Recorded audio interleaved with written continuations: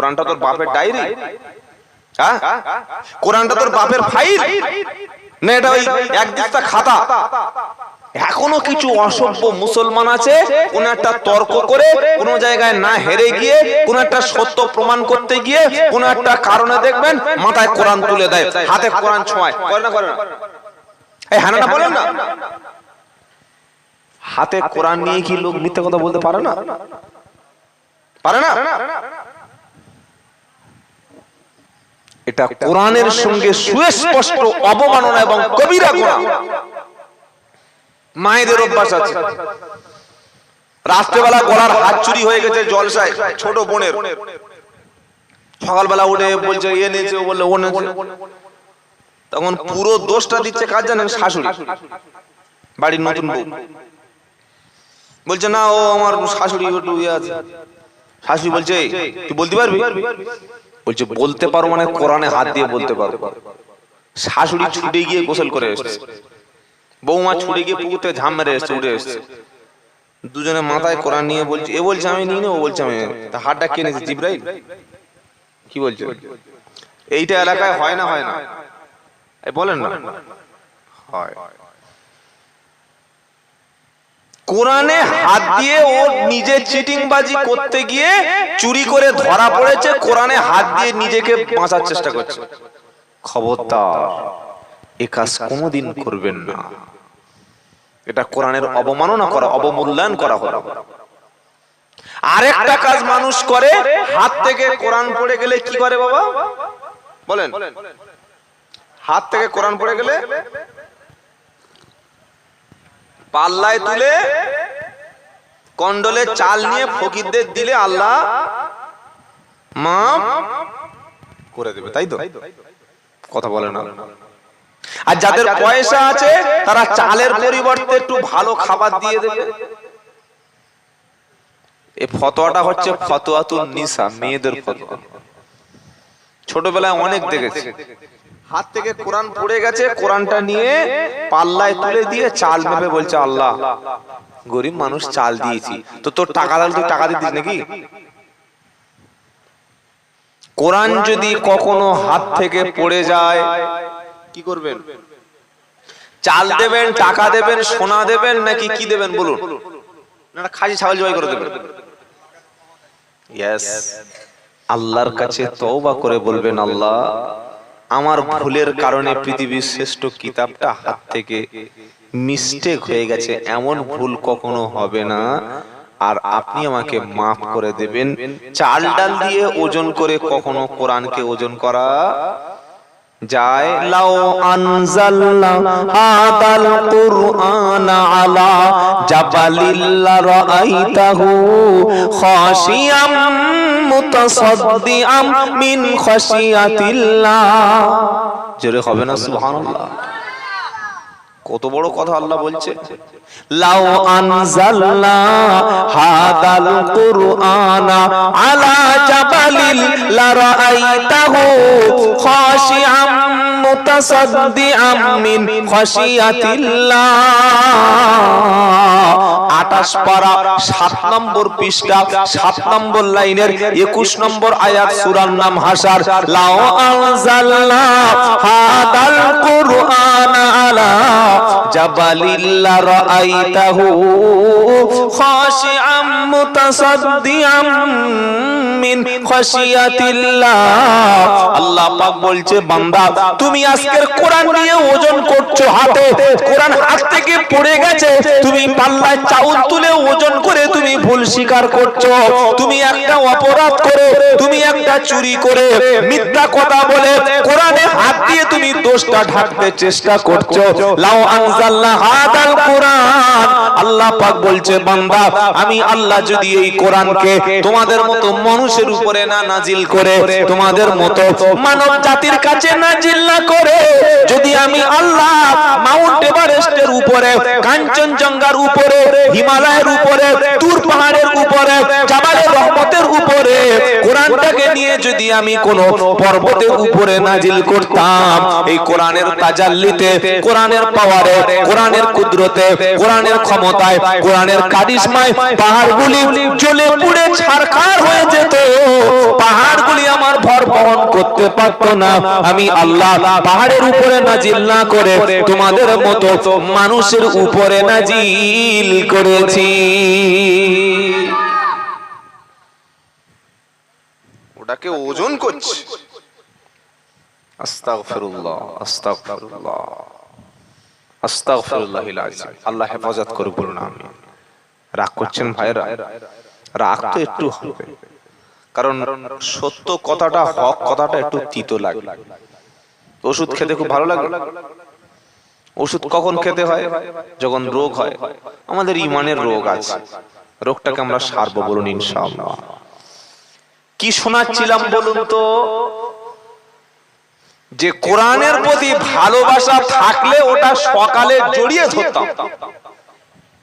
কোরআন না পড়তে পারি, ফজরের নামাজের পরে, নামাজ পড়ে মসজিদ থেকে বার হওয়ার সময় মসজিদে কোরআন আছে না নাই? পেড়ে পৃষ্ঠাগুলো একটা একটা খুলে, আলিফ কোনটা বা কোনটা তো জানি না, আউযুবিল্লাহ বিসমিল্লাহ কি লেখা আছে জানি না, অন্তত কোরআনের ভিতরে অক্ষরে আরবি হরফে হাত দিয়ে চুমু খেয়ে বলার দরকার ছিল না আল্লাহ, পড়তে পারি না, দুর্ভাগ্য। কিন্তু কোরআনকে ভালোবাসি, অন্তত চুমু খাচ্ছি, ছুঁয়ে দেখছি, এর ওসিলায় আল্লাহ কিছুটা পাপ ক্ষমা করে দিও, এটা ভালোবাসার একটা প্রমাণ ছোটখাটো ছিল না? ছিল। কোরআনকে যদি বলেন ভালোবাসি, তাহলে কোরআন শোনার জন্য বসতে হবে কোরআনের মজলিসে। কোরআনকে যদি বলেন ভালোবাসি, তাহলে বাড়িতে বিবিকে গিয়ে বলো, বিবি সংসারে যত কাজ থাকুক না কেন, তুমি প্রত্যেকদিন এশার নামাজের পরে, ফজরের নামাজের পরে কমপক্ষে একটু করে কোরআন পড়ো। বিবি কোরআন পড়বে, স্বামী বসে বসে শুনবে। এটা এমন একটা কিতাব, একটা অক্ষর পড়লে 10টা নেকি, আর যতগুলো ব্যক্তি শুনবে প্রত্যেকের আমলনামায় পড়লে 10টা নেকি, শুনলে ও কোরআন নেকি। কোরআনকে খুব ভালোবাসি যদি বলে থাকি, তাহলে আমার ছেলেটাকে মাদ্রাসায় পড়িয়ে, মক্তবে পড়িয়ে, ইমাম সাহেবের কাছে পড়িয়ে অন্তত 2,000 টাকা হাতে দেওয়ার দরকার ছিল তো। যে হাফেজ সাহেব কোরআন পড়াচ্ছে, যে ইমাম সাহেব কোরআন পড়াচ্ছে, যে মুফতি সাহেব, মাওলানা সাহেব মসজিদে ইমামতি করছে, তার মাইনে মোটামুটি 1010 টাকা দেওয়ার দরকার নয়? এবার একটা সত্য কথা বলে দিয়ে যাচ্ছি, এটা বললে আমি জানি আব্দুল কাদের ভাই আমার কাছে আর কোনোদিন ফোনও করবে না, আর কবে মারা যাব জানি না, সত্যি কথাটা এবছর বলে দিয়ে যাই। আমাদের মতো বক্তাদের আপনারা 2 ঘন্টায় 8,000 10,000 টাকা দেন, হ্যাঁ বা না একটু বলুন। ক ঘন্টার জন্য? 2 ঘন্টা, 2.5 ঘন্টা, 3 ঘন্টা। ভাই সত্যি করে মাথা ঠান্ডা করে বলুন তো, আমি আব্দুল্লাহ জুবায়ের, আমার পরে মুফতি আরিফুর রহমান ভাই, আমার আগের মাওলানা সাহেব 2.5 ঘন্টা 3 ঘন্টায় যদি 10,000 15,000 পেতে পারে, পশ্চিম বাংলার জমিনে প্রত্যেকটা মসজিদে 1 মাস আপনার মরণে, আপনার বিপদে, নামাজের ইমামতিতে, সন্তানকে কোরআন শিখিয়ে, বাচ্চাকে কিতাব শিখিয়ে, আপনাদের ওযু গোসলের নিয়ম কানুন শিখিয়ে 1 মাস একটা ইমাম সাহেবের হাতে মিনিমাম কত টাকা দেওয়ার দরকার ছিল? আমি যদি 2.5 ঘন্টায় 10,000 টাকা পাই, আমি যদি 2.5 ঘন্টায় 8,000 12,000 14,000 টাকা পাই, তাহলে ইমাম সাহেব তার তো 1 মাসে অন্তত 10,000 টাকা নয় 8,000 টাকা তো হাতে দেওয়া দরকার ছিল। আমরা দিই? এই হ্যাঁ না বলেন। হুজুর গরিব এলাকা যদি গরিব হয়, তাহলে মসজিদটা মাটির হবে নাকি বলেন? কোন ফকির সাহেব যদি ভার্সন 4 গাড়ি চড়ে আর পকেটে যদি আইফোন রাখে, তাহলে মালটা কি সত্যি ফকির? কোন ফকির যদি চাঁদা তুলে বলে বাবা খুব গরিব মানুষ, আর ঝোলার মধ্যে যদি আইফোন থাকে, আর ওর বাইকটা যদি 6 লাখ টাকার বাইক ওই পালানপুর স্ট্যান্ডে রেখে দেয়, এটা ফকির না, এটা চিটিংবাজ। আপনি গরিব ঠিক আছে, মেনে নিলাম, তা তাহলে মসজিদে পাথর টাইলস সুন্দর সুন্দর এগুলো কোত্থেকে এসছে? আসমান থেকে, তাই তো বাবা? ও মমতা ব্যানার্জি টাকা দিয়ে করে দিয়েছে, সব আপনাদের টাকা। আমি একবারও বলবো না মসজিদ সাজাবেন না। আমি 4 বছর আগে যা দেখেছি, আল্লাহর রহমতে আপনারা পরিশ্রম করে মসজিদটাকে জান্নাত বানিয়ে ফেলেছেন, বলুন আলহামদুলিল্লাহ। আচ্ছা, সোনার খাঁচা কিনে যদি খাঁচার মধ্যে পাখি না রাখি, খাঁচার দাম থাকবে? নতুন বিয়ে করে খুব সুন্দরী বিবি বললে, ভাই একদম চকচকে চাঁদের মতো মেয়ে চাই, গ্রাজুয়েশন কমপ্লিট, নামাজ পড়তে পারে, এমন একটা বিবি দেখলে যেন লোক পুরো পাগল হয়ে যায়। 5টা মেয়ে উল্টে পাল্টে দেখে দেখে ওই মালটা বিয়ে করে নেবে। 500 মেয়ে, ভালো করে বুঝবেন কথা। ওই বিয়ে করার পরে মেয়েটাকে রেখে যদি 10 বছরের জন্য দুবাই পালিয়ে যায়, এ কি সত্যিকারের প্রকৃত স্বামী? হ্যাঁ বা না বলেন? 10 লাখ 20 লাখ টাকা মসজিদ করে ইমাম সাহেবকে মসজিদে রেখে যদি নামাজে না হাজির হতে পারি, ইমাম সাহেবের কাছে বসে যদি দুটো কথা না শুনতে পারি, ইমাম সাহেবের কাছে বসে যদি কোরআনটা না শিখে নিতে পারি, ইমাম সাহেবের কাছে বসে দ্বীন ইসলামের কথা না আলোচনা যদি না করতে পারি, আমার পাড়ার ঘরে ঘরে বেনামাজি প্রত্যেকটা ছেলেকে যদি মসজিদে না আনতে পারি, আমার পাড়ায় এখনো বন্ধন চলছে, আমরা যদি ইলম কালামের কথা আলোচনা যদি না করি, তো খালি খালি ইমাম সাহেবকে বেঁধে রেখে মসজিদে লাভ ওনাকে ছেড়ে দিন না, গলাতড়ি করে দিলেন। এসব কথা বললে আর লোক কোনোদিন দাওয়াত করবে কেউ? সত্যটা বোঝার চেষ্টা করুন। বর্তমান এই কঠিন পরিস্থিতিতে যেভাবে মালপত্রের দাম বাড়ছে, আমি প্রত্যেকটা জলসায় এই বক্তব্যটা করি যে ইমাম সাহেবকে ঠকাবেন না। বলছে হুজুর এই টাকা নেবেন, আমার বাড়ি চলে যাবে। কোন এখানে ব্যক্তি আছে আমার সঙ্গে ঘুরবে, আমার বাড়িতে খাবে, আমি 6000 টাকা দেবো মাসে? আমি কথা বলছি, আছে? চলুন আমার সাথে, আমি আপনাকে বসিয়ে বসিয়ে খাওয়াবো, আমার গাড়িতে ঘোরাবো, 6000 টাকা মাসে দেবো। দেখি কি করে আপনার সংসার চলে। ইনসাফ করতে শুরু করুন। আজকের আমাদের সমাজ ধ্বংস হচ্ছে কেন জানেন? আলেম ওলামা আল্লাহওয়ালা আল্লাহর ওলিদের যে ইজ্জত যে সম্মান, সেটা আমরা করতে পারি না। বাপের যে সম্মান, সেই সম্মান ছেলের কাছে নাই। মায়ের যে সম্মান, সেটা ছেলের কাছে নাই। শ্বশুরের যে সম্মান, সেটা জামাই দিচ্ছে না। শাশুড়ির যে সম্মান, সেটা জামাই দিচ্ছে না। গ্রামের একজন মুরব্বী, সেই সম্মান মানুষ দিচ্ছে না। মসজিদের সম্মানিত সেক্রেটারি, মসজিদের সম্মানিত ক্যাশিয়ার, মসজিদের যে খাদেম, গ্রামের মানুষ সেই সম্মান দিচ্ছে না। এ অসম্মান করছে না, করে না? আর বড়দের অসম্মান, ছোটদের স্নেহ না করা, বড়দের যদি সম্মান, ছোটদের স্নেহ না করি, আমার নবী বলেছেন সে আমার উম্মত নয়। মসজিদে আসুন, খুব সুন্দর মসজিদ, আলহামদুলিল্লাহ বলেন। কি ছিল আর কি হয়ে গেল? আপনাদের তিল তিল করে পয়সা মেহনতে করেছেন। আসুন আল্লাহর ঘরে, একটু নামাজ পড়ে যান, সেজদা দিয়ে যান। জীবনে আল্লাহ হয়তো আর সুযোগ দেবেন আপনাকে নামাজ পড়ানোর। নামাজের পরে পরে মসজিদে একটু বসে একটু জাকির, কিছু জিকির করুন। আপনি যত বেশি আল্লাহ স্মরণ করবেন, আল্লাহ তত বেশি আপনার উপরে রাজি হবে। জোরে বলুন, ফাদকুরুনি আদকুরুকুম ওয়াশকুরুলি ওয়ালা তাকফুরুন। দ্বিতীয় পারা, দ্বিতীয় সূরা 12 নম্বর লাইনে আমার আল্লাহ পাক শোনাচ্ছে, ফাদকুরুনি আদকুরুকুম ওয়াশকুরুলি ওয়ালা তাকফুরুন। বান্দা তুমি আমার স্মরণ করো, তুমি জমিনে বসে একবার যদি বলো আল্লাহ, আমি আল্লাহ আরশে বসে তোমার মতো বান্দার নামটা 70 বার আমি স্মরণ করি। তুমি নামাজের শেষে বসে বসে যদি সুবহানাল্লাহ, আলহামদুলিল্লাহ, লা ইলাহা ইল্লাল্লাহ জিকির করো, আমার কালাম নিয়ে বসে যাও, তাসবিহ পড়তে শুরু করো, তুমি জমিনে আল্লাহ আল্লাহ জিকির করবে, আমি আল্লাহ ফেরেশতাদের মজলিসে তোমার মতো বান্দার নামটা আমি আল্লাহ স্মরণ করব। আল্লাহকে আমরা ডেকেছি ভক্তি ভরে না বিপদে পড়ে? যখন ছেলে দেখছি বিয়ারা, এবার মসজিদে গিয়ে বলছি আল্লাহ ছেলেটা ঠিক করে দাও। মেয়েটা যখন বিয়ে হচ্ছে না, পরীক্ষার সময় চলে আসলো, জমিতে ফসল ভালো হলো না, রাস্তায় পড়ে গিয়ে হাঁটু উড়ে গেল, ঠ্যাং ভেঙে গেল, মোবাইল হারিয়ে গেল, জমি জায়গা নষ্ট হলো, পুকুর মাছ নষ্ট হলো, ঘরটা ভেঙে গেল।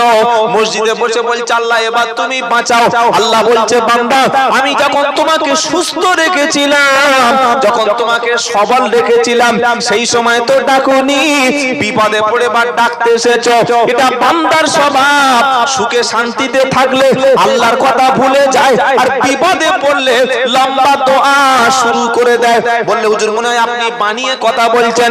কোরআন বলছে ওয়া ইদা আনআমনা আলাল ইনসানি আরাদা ওয়া ইদা মাসসাহু শাররু ফাদু দুআইন আরিদ। 25 পারার প্রথম পৃষ্ঠা 51 নম্বর আয়াত, দ্বিতীয় পৃষ্ঠা 51 নম্বর আয়াতে, বাদিকের পৃষ্ঠার মিডল পয়েন্টের নিচেতে আল্লাহ পাক শোনাচ্ছে ওয়া ইদা আনআমনা আলাল ইনসানি আরাদা ওয়া নাবিদানি বিহি ওয়া ইদা মাসসাহু শাররু ফাদু দুআইন আরিদ। আমি যখন বান্দাকে কোনো নিয়ামত দান করি, বান্দার উপরে কোনো অনুগ্রহ করি, বান্দার জন্য কোনো দয়া দিই, বান্দা তখন আমার দিকে মুখ ফিরে তাকায় না, তখন মনে করে এটা আমার নিজের ক্যালমা, এটা আমার নিজের ক্যারিশমা, টাকা নিজে উপার্জন করেছি, জমি নিজে হাতে তৈরি করেছি, ঘরটা আমি বেঁধেছি, ছেলে আমি জন্ম দিয়েছি, মেয়ে আমি বড় করে দিয়েছি, গাড়ি আমার টাকায় হয়েছে, বাড়ি আমার টাকায় হয়েছে। আর আমি আল্লাহ যখন গাড়ি বাড়ি সবকিছু কেড়ে নিয়ে বিছানায় ফেলে দিই, জমিটা কেড়ে দিই, বান্দা তখন বিছানায় শুয়ে শুয়ে লম্বা লম্বা দোয়া শুরু করে দেয়। এটা মুমিন কখনো এমন কাজ করবে না। মুমিনের কোয়ালিটি কেমন হবে? লা ইন শাকারতুম লা আযীদান্নাকুম ওয়া লা ইন কাফারতুম ইন্না আযাবি লাশাদীদ। 13 পারা 7 নম্বর আয়াত 4 নম্বর লাইন সূরা ইব্রাহিম।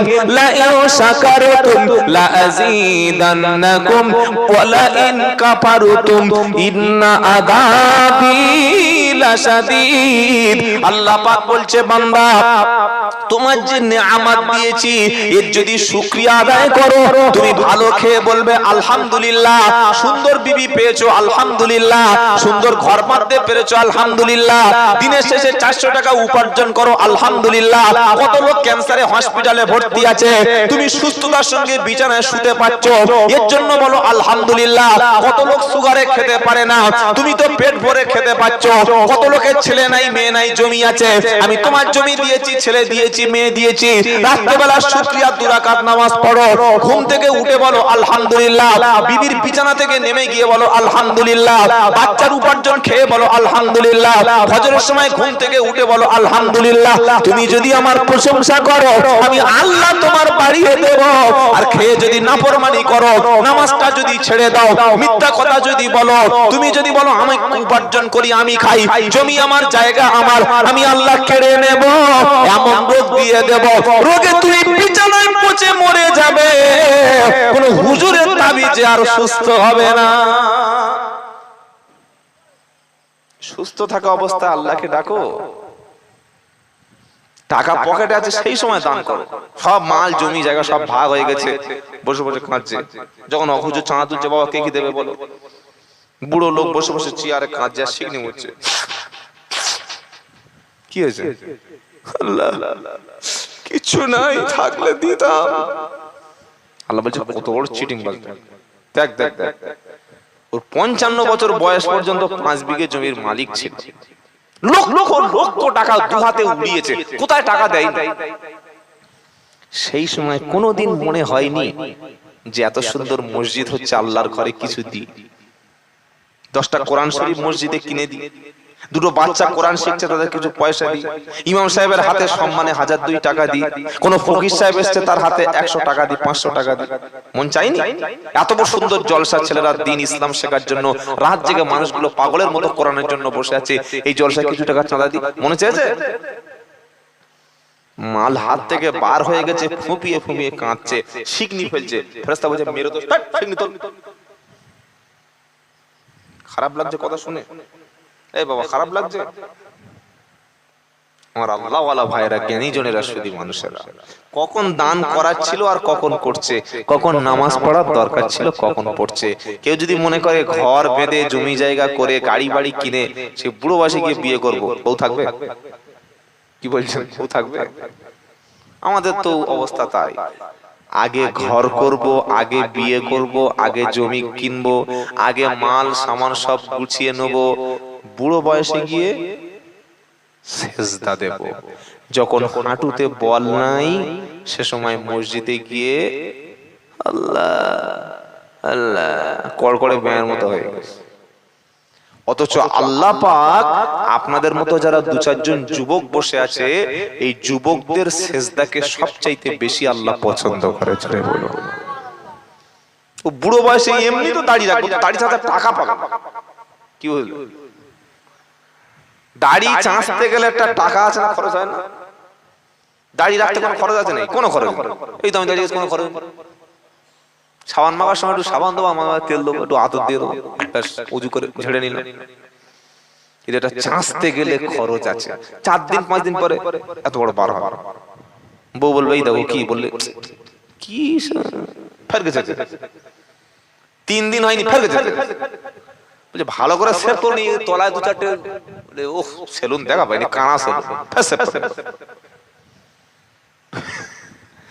বুড়ো বয়সে টাকা নিয়ে সেই জন্য দাঁড়িয়ে রাখছে।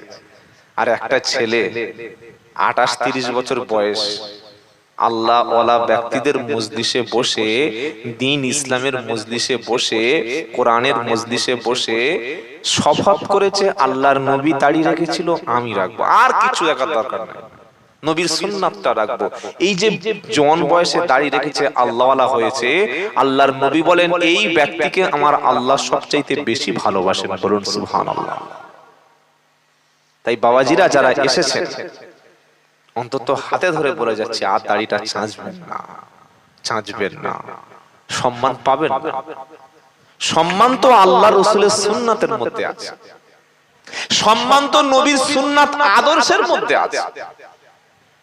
খাজা মহিউদ্দিন চিশতি রহমতুল্লাহ আলাইহি, বড় পীর আব্দুল কাদের জিলানী রহমতুল্লাহ আলাইহি, নিজামউদ্দিন আউলিয়া রহমতুল্লাহ আলাইহি, মুজাদ্দিদ আল-ফাসানি রহমতুল্লাহ আলাইহি, মুজাদ্দিদ আবু বকর সিদ্দিক রহমতুল্লাহ আলাইহি, বশিরহাট আল্লামা রুহুল আমিন রহমতুল্লাহ আলাইহি, প্রতাপপুর দরবার শরীফের হুজুর, বিভিন্ন যত বড় বড় আল্লাহর হাক্কানি ওলিরা পীরেরা ছিলেন, তারা যত বেশি নবীর সুন্নাতকে আঁকড়ে ধরেছে, গোটা পৃথিবীর মানুষ তাদের কদমের কাছে গিয়ে চুমা খেয়েছে। জোরে বলুন সুবহানাল্লাহ। আমরা লাথি খাচ্ছি কেন? নবীকে ছেড়ে দিয়েছি, নবীর আদর্শ আমাদের খারাপ লাগছে, তাই লাথি খেতে হচ্ছে। আল্লাহ মাফ করে দিক। জোরে বলুন আমিন, জোরে বলুন আমিন। একটু জিকির করুন, লা ইলাহা ইল্লাল্লাহ, লা ইলাহা ইল্লাল্লাহ, লা ইলাহা ইল্লাল্লাহ, লা ইলাহা ইল্লাল্লাহ সাল্লাল্লাহু আলাইহি সাল্লাম। কোরআনকে যারা ভালোবেসেছিলেন তাদের দিকে শিক্ষা নেন। নবীর একটা সাহাবার নাম হচ্ছে হযরতে আবু হুরায়রা। কি বললাম? হযরতে আবু, তার নাম ছিল আব্দুল্লাহ, আর বিভিন্ন নাম ছিল। তো এই আবু হুরায়রা নাম কেন? তিনি বিড়ালকে খুব ভালোবাসতেন। বিড়াল পাক না নাপাক? পাক। কুকুর, কুকুর নাপাক? আপনাদের মেদিনীপুরের কুকুরও নাপাক? মুসলমান বিড়াল অতটা বাড়িতে রাখে না যতটা কুকুর রাখে। এইরকম বড় কুকুর, কালো মাল, গলায় মোটা চেন, 30,000 টাকা, গায়ে এত বড় চুল দেখেছেন, পশম আওয়াজ করছে, পাড়ার লোকের ঘুম আছে। বলছি কি মাল কিনেছি দেখো, আর দরজার সামনে কি লিখে রেখেছে? কুত্তা হইতে সাবধান। বলে ভাই, ও ভাই কুকুর পুষেছে কেন? বললে তুমি জানো না, মৌলবীরা বক্তব্য করেছে যে বাড়িতে কুকুর থাকে সে বাড়িতে রহমতের ফেরেশতা আসে না। আমার বাড়িতে কুকুর আছে, আজরাইল আসবে না, আমি মরবো না। কি যুক্তিটা খারাপ? কি বলছেন বলে? কোন জলসায় শুনেছে বাড়িতে কুকুর থাকলে ফেরেশতা আসে? তো মনে করছে আজরাইল ফেরেশতা। আজরাইল ফেরেশতা নয়, আজরাইল আসবে না, আর আমি মরবো না। শুনে বড় কুকুর পুষে রেখেছে। ভাই এদিকে কুকুর মরে? এই কুকুর মরে না মরে না? কুকুর অমর, কুকুর মরে। তো কুকুর থাকলে যদি রহমতের ফেরেশতা না আসে তো কুকুরটা মরে কি করে? রহমতের ফেরেশতা এক জিনিস আর আজরাইল আরেক জিনিস। আজরাইল দাঁড়ালে তো চোখ তো তখন এত বড় আমরা মতো বার হয়ে যাবে। যে কুকুর, যে আজরাইল কুকুরকে ছাড়ে না, ওই আজরাইল তোমাকেও ছাড়বে না। রহমতের ফেরেশতা জিনিস আলাদা আর আজরাইলটা আলাদা। কোন মুসলমান যদি বাড়িতে কুকুর পোষে, ওই ব্যক্তির আমলনামা থেকে এক কিরাত নেকি কেটে নেওয়া হবে। একদিন আল্লাহর নবী সাল্লাল্লাহু তাআলা আলাইহি ওয়াসাল্লামের কাছে কোন একটা সমস্যা নবীর জীবনে হলো, জিবরাইল চলে আসতেন নবীর কাছে। জিবরাইল বললেন, আল্লাহর নবী আমি এখনই যাব। সিগন্যাল দিয়ে দিয়েছে নবীর কাছে আসবে। বেশ কিছুক্ষণ সময় অতিবাহিত হয়ে যাচ্ছে, জিবরাইল আসে না। আর কাফেররা নবীকে প্রশ্ন করছে, নবী উত্তর দিতে পারছে না, চুপচাপ হয়ে গেছে। নবী বললেন, জিবরাইল এমন তো হয় না, আমি বিপদে পড়লে, কোন সমস্যায় পড়লে আল্লাহ জিবরাইলকে পাঠিয়ে দেয়, কেন জিবরাইল আসে না? কিছুক্ষণ পরে জিবরাইল এসে বললেন, আল্লাহ রাসূল আপনার বিছানার তলায়, আপনার যে যার উপরে আপনি ঘুমান, ওই ঘরের তলায় একটা ছোট কুকুর আছে, কুকুরটাকে বার করে ফেলুন। কুকুরটা যতক্ষণ না বার হবে আমি জিবরাইল ঘরে প্রবেশ করতে পারছি না। আজ মুসলমান বিড়াল পোষে না, কুকুর পুষে বারান্দায় রেখে বড় বড় খাওয়াচ্ছে।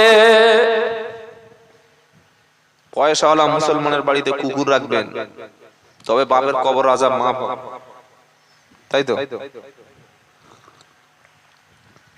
নাপাক, আল্লাহর গজব, মনে থাকবে ইনশাআল্লাহ। কিন্তু বিড়াল আল্লাহর ভালো জিনিস, একটা পাক পবিত্র জিনিস, বলুন সুবহানাল্লাহ। নবী বিড়ালকে খুব ভালোবাসতেন।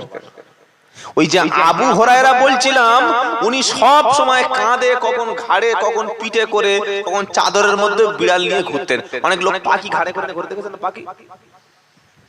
নবী একদিন ওয়াজ করছেন, নসিহত করছেন জান্নাত জাহান্নাম থেকে, আর আবু হুরায়রা বসার জায়গা পায়নি, এরকম দাঁড়িয়ে দাঁড়িয়ে বক্তব্য শুনছে। ওয়াজ করছেন কে? বিশ্বনবী সাল্লাল্লাহু আলাইহি ওয়াসাল্লাম। শুনছে কে? আবু হুরায়রা, সাহাবারা। এমন সময় বিড়ালটা ওই চাদরের মধ্যে থেকে, বিড়ালকে চুপ করে ওয়াজ শুনবে নাকি? এই যে লাফ দিয়ে নবীর সামনে পড়েছে। নবী হেসে ফেললেন, হেসে বললেন, তুমি বিড়ালের পিতা, বিড়ালের আব্বা। আরবিতে ওটাকে বলা হয় কি? আবু হুরায়রা। আবু বা আবা মানে হলো পিতা, আর হুরায়রা মানে বিড়াল। সেখান থেকে কি নাম হয়েছে? আবু হুরায়রা। এই আবু হুরায়রা যতগুলো হাদিস আপনারা শোনেন, সবচাইতে বেশি হাদিস বর্ণনা করেছে হযরতে আবু হুরায়রা রাদিয়াল্লাহু আনহু। বলুন সুবহানাল্লাহ। বেটা ছেলেদের মধ্যে আর মহিলাদের মধ্যে সবচাইতে বেশি হাদিস বর্ণনা করেছেন কে? রাসূলের ছোট স্ত্রী আম্মা জান আয়েশা সিদ্দিকা রাদিয়াল্লাহু তাআলা আনহা। কত সংখ্যা?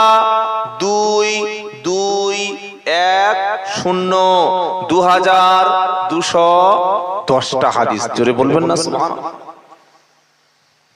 আর আমাদের বাড়ির বউদের গিয়ে একবার দোয়া কোন জিজ্ঞেস করো, বলবে দাঁড়া গোসল করে আসি। সিরিয়ালের নাম বলতে বলো, একসঙ্গে 40টা বলে দেবে। কি বুঝলেন? সিনেমার নাম বলতে বলুন, 16টা বলে দেবে। হিরো হিরোইনদের নাম বলতে বলুন, এক জায়গায় বসে 70টা শোনাবে। ক দিয়ে গান বলতে বলুন, বলে দেবে। খ দিয়ে গান বলতে বলুন, বলে দেবে।